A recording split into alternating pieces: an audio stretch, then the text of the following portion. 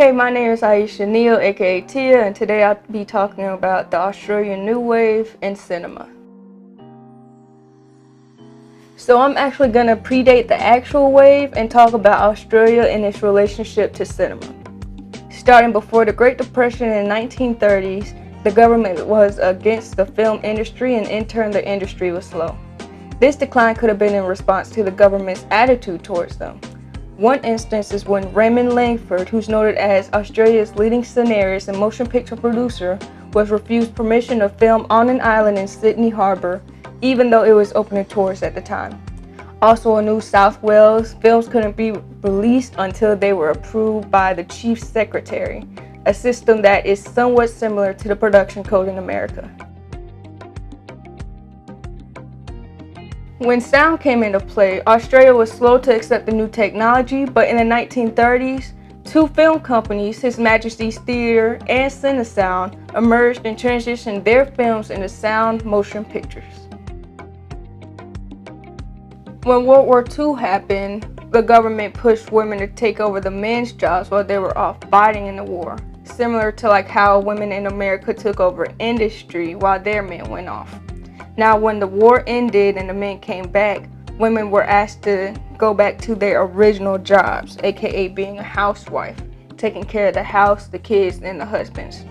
Now, some women did keep their jobs, but they were often faced with workplace discrimination and or sexual harassment, and this spurred the second wave of feminism in Australia during the 1960s.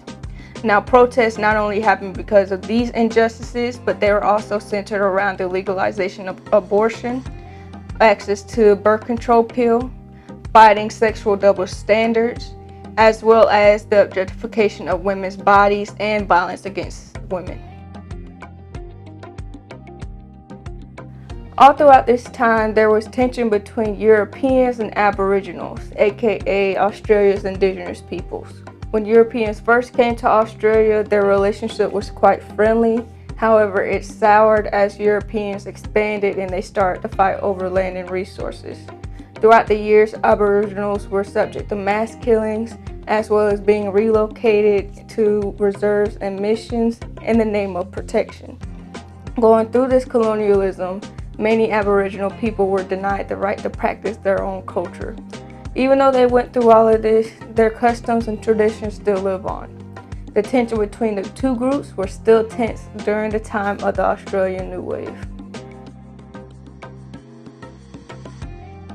With the induction of the Gorton government in 1968 and the Whitlam government in 1975, in addition to their grants, the film industry grew, and with the growth, the Australian Film, Television and Radio School was opened in 1972.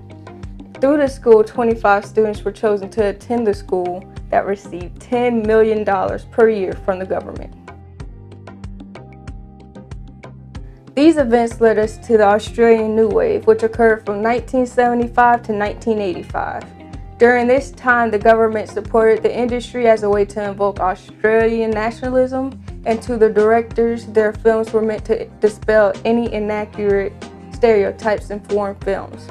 Almost 400 films were produced between 1970 and 1985, which marks the most films produced in Australia in Australian history. The topics and themes of these films made during this movement were the depiction of the daily life as an Australian, tension between Europeans and Aboriginals, Aboriginal folklore, harsh Australian wilderness, and a dystopian setting in some movies. These movies also included violence and explicit sexual scenes. Some key actors from this time are Ray Barrett, Brian Brown, Wendy Hughes, Bill Kerr, Jackie Weaver, and Nicole Kidman, a name you might have heard before. Some key directors are Julian Armstrong, Bruce Beresford, George Miller, Tim Burrowstall, and Peter Weir. Some key films are Picnic at Hanging Rock, Mad Max 1, 2, and Beyond Thunderdome, The Year of Living Dangerously, Gallipoli, and My Brilliant Career, which we'll dive deeper into. Released in 1979, My Brilliant Career, directed by Julian Armstrong, was released to the public in Australia.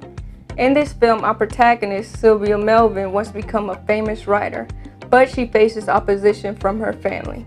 At first, she's living with her parents and her siblings. However, they run into monetary issues, and Sylvia goes on to live with her wealthy grandma. Her grandma tries to hook her up with the wealthy landowner, Harry, but Sylvia is against the idea of marriage. Throughout the movie, Sylvia and Harry get close enough for Harry to propose to her, but it is her decision on whether she wants to accept or deny him. So I'm not going to ruin the ending, so you'll have to watch it for yourself. You can find it on HBO Max. Going back to the movie, there was actually a book published in 1901 where Sylvia also went against the social norms of the time. In fact, her life, both in the book and the movie, can be drawn to the first and second waves of feminism that hit Australia. One difference between the book and the movie is that we follow Sylvia as a 3-year-old, but in the movie we see her as a 15-year-old. Another difference is that in the book, Aboriginal figures are shown and integrated with Sylvia's life, but in the movie we get no talk or mention about any Aboriginals. With the tones of feminism playing throughout the movie, the Australian outback is beautifully previewed in many scenes. Throughout this film, many aspects of Australian events were present throughout the film. The second wave of feminism and the difference between the outback Australia versus the civilized and wealthy part of Australia. Some fun facts about the director Gillian Armstrong is that she was the first Australian woman to direct a feature film in 50 years, and she was part of the first class of the Australian Film and Television School. So that's all for the Australian New Wave. Thank you for supporting and watching my videos.